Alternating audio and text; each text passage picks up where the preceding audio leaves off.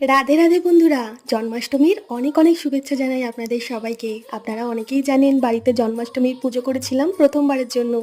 আজ অনেকেই নন্দোৎসব পালন করছে।